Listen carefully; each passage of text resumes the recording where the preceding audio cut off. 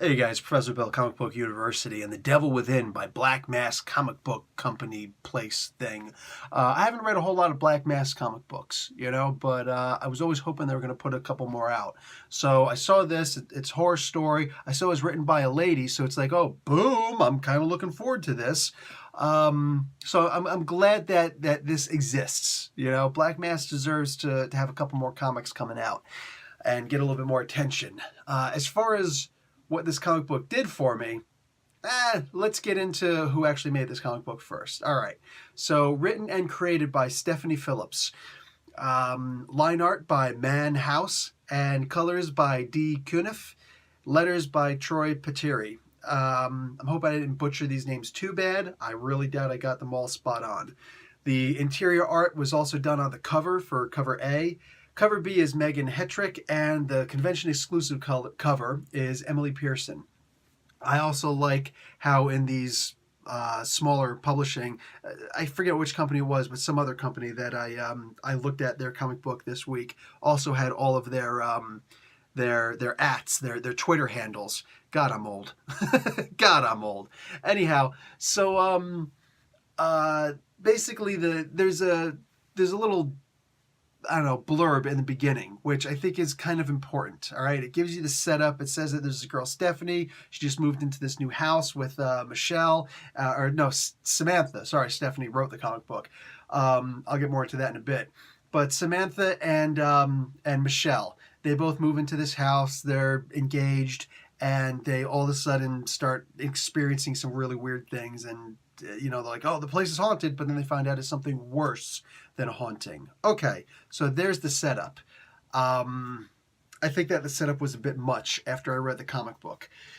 When I read this comic, first off, it was cool. It started off there in Cebu, the Philippines. I don't know why, but somehow I completely skipped over the Philippines part. I saw Cebu now. And I don't know why, I guess I'm just tired or whatever, but for some reason, the Philippines didn't register. And then on the same page, somebody goes, Ayo, Ayo. I'm like, what is that, like Jamaican? What is that? And then all of a sudden the girl says, Salamat. I was like, oh, okay, that's one of my favorite non-English words, because in Arabic, it means thank you. But in Tagalog, which is the Philippine language, it means thank you. So get well in Arabic or thank you in Tagalog. And, so it's just like, well, okay, either one could actually work. Which one is it? But then I realized later on that it was actually the Philippines, because I'm reading the letter in the back. And then I go back to the beginning of the book. I'm like, okay, yeah, I'm just really freaking tired. So forgive me if I'm not perfectly able to describe this book the way that I want to. But I really this is the last book I'm reading for the week. So yeah, sorry. Anyhow, basically, as I said, these people, these two ladies, they see some things that happen in the house, and they're trying to make excuses for it because they're drunk. They're like really drunk. And then they sleep it off. And then they wake up in the morning, and then there's like so their dishes are destroyed, but nobody heard anything. Okay, but they were drunk, so they might have slept through it. Maybe it was an animal that came in. They're not entirely sure, but there's something weird going on. Then all of a sudden, the one girl winds up getting a restraining order against her by an ex-lover. And they were only together for 8 weeks or so.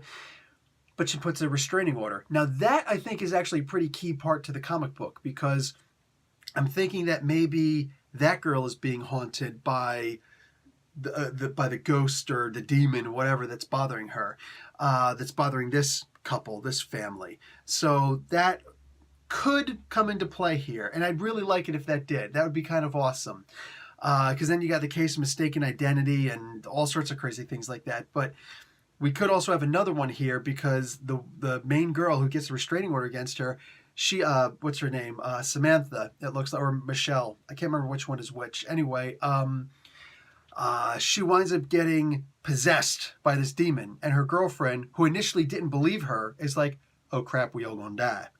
So this was wild. This was a slow build overnight, and then 24 hours later, all of a sudden there's a full-on demonic possession. that was a bit much. It was a bit much, and I feel like this was the beginning was rushed. And I think that this comic would have served us better if it were a double-sized issue, or at least just longer than it actually worked. Give it an extra 5, 6, 10 pages, whatever it needs, to build the story a little bit more until we get to that possession part. This is not an original story. The lady Stephanie who wrote this, she says that this actually happened in the Philippines. True or not, I don't care, but that actually kind of tells me this isn't her story. She's relating this story. And if that's the case, then it's not from the heart. It's something that affected her, affected her beliefs, but it's not something that actually happened to her. It's not a nightmare that she had that she built off of, So I don't know how well this is going to translate to the rest of us. This comic book right now, where it stands, is the next issue is either going to make it or break it. All right? I'm going to say something that's probably going to be, maybe somebody's going to get upset that I say this, and I hope I'm not, ticking anybody off when I say it, but I feel that the only reason why this comic book was greenlit was because the wild success of Infidel. I forget which comic company that one came out of, but that was really good. Got contacted and thanked by the people involved in that, and that was definitely appreciated. But for the most part, that was crazy runaway. There's no way they could have expected that level of success, and yet, boom, there they are. So I think that's why this comic book was greenlit. I'm hoping that doesn't mean this comic book was rushed. Like I said, the next issue is going to make it or break it. If it just seems too wild and unbelievable because of how fast this first issue went, I can't see myself continuing it. As it stands, I'm not going to put this in my pull box today. All right? Next issue, if I'm wowed by it, it's going to be pull boxed. All right? This didn't scare me, but I also learned from Infidel, and it's broad daylight right now. So I don't know how I would have felt reading this at night. I'm not going to give it another shot but fool me once, man. But this was a pretty good comic book, and it is enough to make me want to read issue 2. All right, guys, that's it for me. Professor Bill, Comic Book University. Class dismissed.